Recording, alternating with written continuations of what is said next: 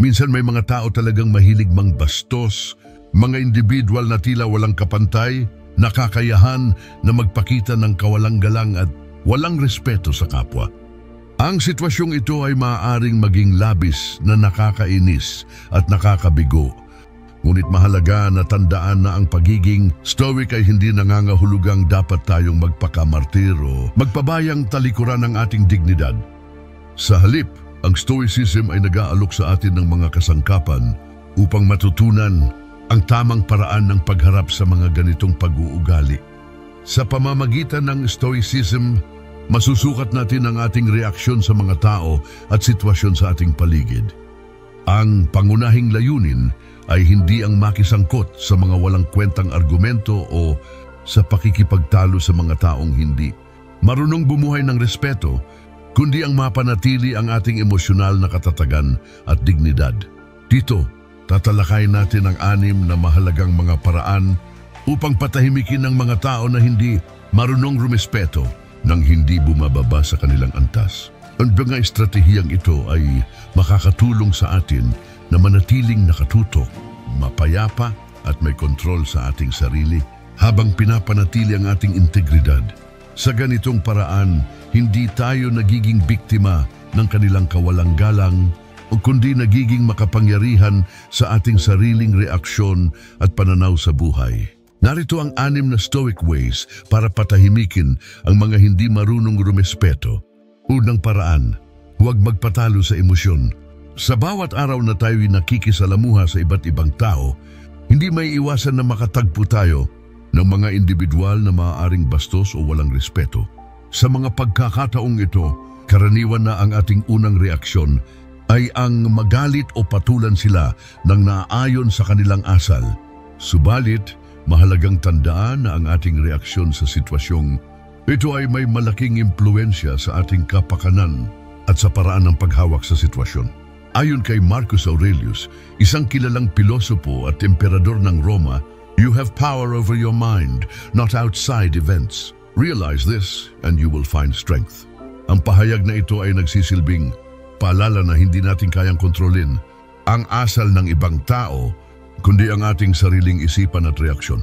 Ang ibig sabihin nito ay sa tuwing tayo ay nahaharap sa mga tao na may malasakit sa kanilang asal, dapat nating alalahanin na ang ating mga desisyon at responses ay nasa ating kamay. Kung tayo ay magtataglay ng kakayahan na huwag magpadala sa ating emosyon, makikita natin na ang tunay na lakas ay nagmumula sa pagiging kalmado at mahinahon sa kabila ng mga pagsubok. Sa halip na padalos-dalos na kumilos, mas mainam na pag-isipan ang ating mga susunod na hakbang sa pamamagitan ng hindi pagpayag na hayaan ang ating emosyon na magdikta sa ating mga kilos. Nagiging daan tayo upang mapahiya ang mga taong nasa maling asal sa kanilang sarili. Halimbawa, sa halip na sumagot ng may galit sa isang tao na nagpakita ng kawalang respeto, maaari tayong tumugon sa mahinahong paraan o simpleng bahagyang lumayo sa sitwasyon. Sa ganitong paraan, pinapakita natin ang ating dignidad at hindi sinasayang ang ating enerhiya sa negatibong reaksyon.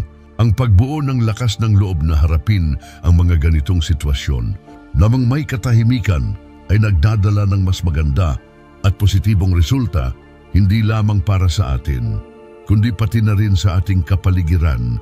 Sa huli, mahalaga ang pag-unawa na ang emosyon ay bahagi ng ating pagkatao, ngunit hindi ito dapat maging dahilan upang mawala ang ating kontrol sa sarili. Huwag nating hayaang ang mga negatibong asal ng iba ay makaapekto sa ating kalagayan ng kaisipan. Sa halip, gamitin natin ang ating pag-iisip at kakayahan na maging mahinahon bilang armas laban sa hindi magandang asal ng ibang tao. Pangalawang paraan, sumagot ng may katahimikan at katalinuhan. Ang katahimikan ay maituturing na isa sa pinakamalakas na sandata ng isang stoic. Sa ating pang-araw-araw na buhay, madalas tayong makatagpo ng mga tao na nagdadala ng negatibong enerhiya. Sila ay kadalasang walang respeto o may ibang intensyon na sinadyang magpalabas ng ating emosyon, pakiramdam o pag-uugali. Sa mga pagkakataong ito, mahalagang malaman kung paano dapat tayo tumugon. Hindi natin dapat hayaang makontrol tayo ng galit o sama ng loob. Kung may kausap tayong tao na nagpakita ng kawalang-galang, ang tamang tugon ay hindi dala ng emosyon kundi mula sa mahinahong pagsusuri. Maganda ang sumagot gamit ang lohika at katinuan ng isip. Sa ganitong paraan, mapipigilan nating malubog sa kanilang larangan ng hidwaan. Gaya ng sabi ni Epictetus, if someone succeeds in provoking you, realize that your mind is complicit in the provocation. Ang mensaheng ito ay mahalaga. Nagsasaad ito ng katotohanan kapag tumugon tayo ng may galit, tayo ang talo. Ang ating isip ay pumapayag na makilahok sa kanilang larangan at sa huli, tayo ang nagiging biktima ng kanilang mga pagsubok na magbugso ng emosyon sa atin. Kapag tayo ay sumagot ng may dignidad at tahimik na pag-unawa, hindi lamang natin pinoprotektahan ng ating sarili, kundi pinapakita rin natin ang ating pagkatao at pagpapahalaga sa sariling dignidad. Sa halip na magpadala sa mga mapanirang salita o pagkilos ng iba, ang pagiging mahinahon ay nagbibigay daan upang ang pinagmumula ng galit at hidwaan ay hindi na lumala.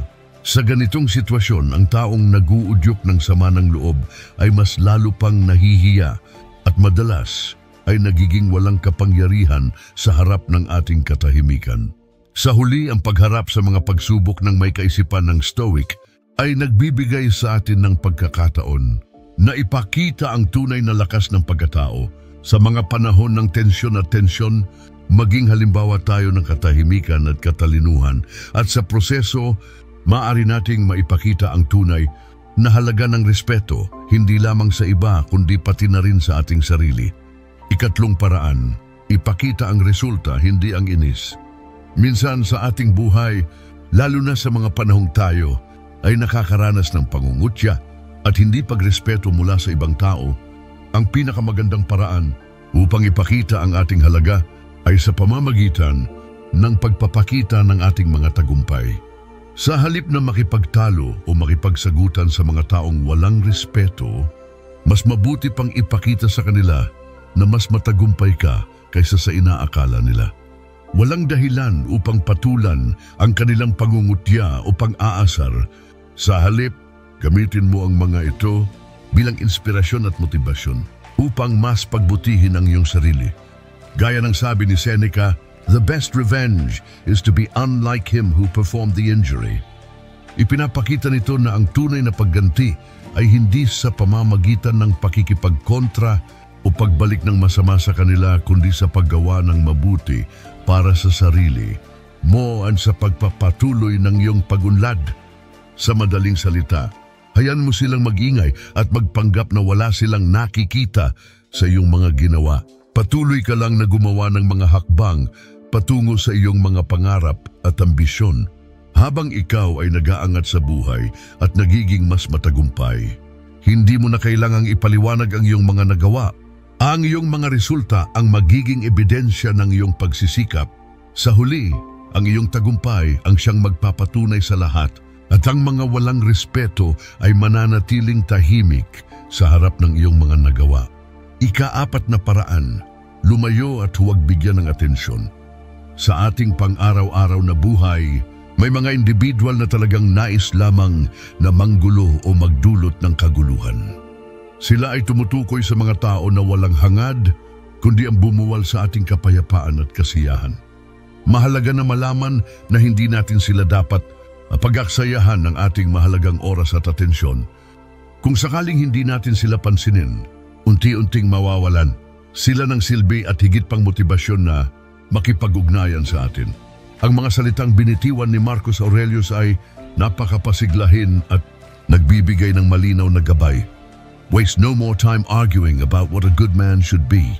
Be one. Sa halip na makipagtalo o makibahagi sa mga nakakalito at masalimot na argumento tungkol sa kung ano ang dapat na pagkatao ng isang mabuting tao, mas mainam na ipakita mo mismo ito sa iyong mga kilos at asal. Sa mga pagkakataong may mga tao na nagiging sagabal sa ating tahimik at maayos na buhay, ang tamang hakbang ay hindi pumatol sa kanilang mga provocations. Sa halip, ipinakikita natin sa kanila na sila ay hindi makapangyarihan sa ating mga desisyon at emosyon. Nagiging makabuluhan ang pagpili na lumayo sa mga usaping hindi nakapagpapabuti sa ating sarili at sa halip. Dapat ipakita natin sa kanila na ang ating buhay at kaligayahan ay higit na mahalaga kaysa sa kanilang mga gawain. Ang pagtatalaga ng oras sa mga mas produktibong bagay at mga tao na nagbibigay inspirasyon sa atin ay nagsisilbing paraan na lagpasan ang mga negatibong impluensya sa ating kapaligiran. Sa huli, ang pag-iwas at hindi pagbibigay ng atensyon sa mga nanggugulo ay isang patunay ng ating lakas at pananampalataya sa ating sarili. Sa ganitong paraan, tayo ay nagiging tunay na halimbawa ng kung ano ang isang mabuting tao. Ikalimang paraan, gamitin ang humor at kalmadong pagtanggap. Kapag mayroong tao na walang respeto o may ipinapakitang hindi kanais-nais na pag-uugali, isa sa mga epektibong paraan upang patahimikin sila at kontrolin ang sitwasyon ay ang paggamit ng humor. Ang mga tao ay madalas na naghahanap ng reaksyon at kapag nakita nilang hindi ka apektado sa kanilang pambabastos, maaari itong magdulot sa kanila ng pagkalito at kawalanggana na ipagpatuloy ang kanilang asal. Sa katunayan, kung maaabot mo ang antas na kaya mong gawing biro ang sitwasyon, sila mismo ang mahihirapang galitin ka. Isang magandang halimbawa ng salubin na nararapat isaalang-alang ay ang sinasabi ni Epictetus, isang tanyag na pilosopo sa Stoicism, na hindi ang mga pangyayari ang mahalaga, kundi kung paano ka tumugon dito. Ang kanyang kaisipan ay nagpapahiwatig na ang ating reaksyon sa mga hamon sa buhay ay maaaring magkaroon ng mas malalim na epekto kaysa sa aktwal na pangyayari mismo. Kung magiging magaan ang iyong loob at tatawanan mo lamang ang kanilang mga sinasabi, nababawasan ang bisa ng kanilang pambabastos. Sa pagkakaroon ng kakayahang tumawa sa sitwasyon, nagpapakita ka ng lakas at pagkamalikhain sa paghawak sa mga ito.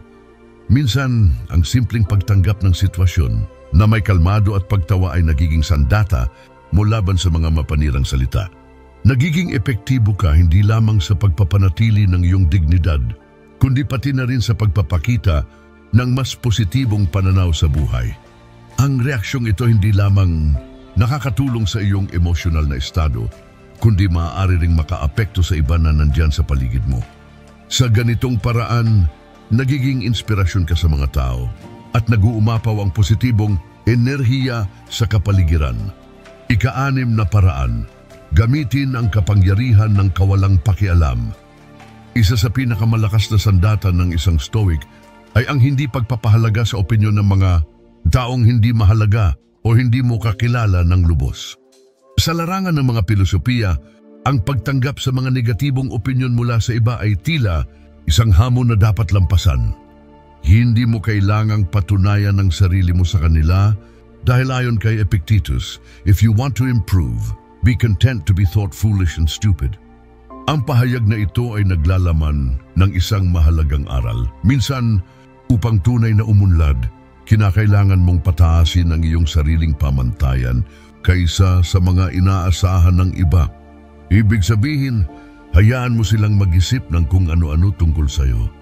Sa buhay, maraming tao ang maghahatid ng negatibong pananaw at mga opinyon na walang batayan at kadalasang nagmumula sa kanilang sariling insecurities o limitadong pananaw. Ngunit mahalaga na matutunan mong ihiwalay ang iyong sarili sa mga salitang walang kabuluhan at huwag itong gawing batayan ng iyong sariling halaga. Ang mahalaga, ikaw mismo ay alam mo ang tunay mong halaga. Dapat mong tanggapin na ang iyong pagkatao at halaga ay hindi nakasalalay sa kung ano ang sinasabi o iniisip ng iba. Kapag hindi mo binigyang pansin ang kanilang masasakit na salita, mawawalan ng saysay ang ginagawa nila at sa huli sila mismo ang matatalo. Ang kawalang pakialam na ito ay nagbibigay sa iyo ng lakas upang ipagpatuloy ang iyong mga layunin at ambisyon ng walang takot sa mga opinyon ng iba. Dito pumapasok ang kakaibang kapangyarihan ng kawalang pakialam, hindi ibig sabihin na wala kang malasakit, kundi ang pagkakaroon ng kaalaman kung aling mga opinyon ang dapat pagtuunan ng pansin at alin ang dapat ipagwalang bahala. sa pamamagitan ng pag-aalaga sa iyong sariling pananaw at hindi pagbibigay ng labis na halaga sa sinasabi ng iba, mas mapapadali ang iyong paglalakbay patungo sa mga layunin mo sa buhay. Isang mahalagang hakbang ito patungo sa pagbuo ng isang mas malaking tiwala sa sarili at pagpapalakas ng iyong kalooban na manatiling nakatuon sa mga bagay na tunay na mahalaga sa iyo. Sa ganitong paraan, nagiging mas matatag ka sa kabila ng mga pagsubok at opinyon ng ibang tao at natututo kang mamuhay para sa iyong sariling mga prinsipyo at paniniwala. Ang pagiging stoic ay hindi lamang simpleng paraan ng pamumuhay. Ito ay isang malalim na pag-unawa sa kung paano natin dapat harapin ang mga pagsubok at hamon, lalo na ang mga taong hindi marunong rumespeto. Ang stoicism ay hindi nangangahulugan ng kahinaan o kawalang pakialam. Sa halip, ito ay isang matalinong diskarte kung paano tayo makikipag-ugnayan sa mundo. Kapag nahaharap sa mga tao na nagdudulot ng tensyon o kaguluhan, hindi natin kinakailangan na makipagtalo, pagalit o gumanti sa kanilang mga iyon. Ang tunay na stoic ay may kakayahang manatiling kalmado at nakatuon sa kanyang sariling damdamin at reaksyon. Sa pamamagitan ng paggamit ng katalinuhan, natututo tayong ipakita sa mga tao na wala silang kapangyarihan na sirain ang ating panloob na kapayapaan. Ang stoicism ay nagtuturo sa atin na ang tunay na lakas ay nagmumula sa ating kakayahang kontrolin ang ating mga reaksyon sa labas na mundo sa halip na hayaan ang iba na magdikta ng ating emosyonal na estado. Kung nagustuhan mo ang video na ito, mangyaring huwag kalimutang i-like, i-subscribe at i-share ang aming content. Sa ganitong paraan, mas marami pang tao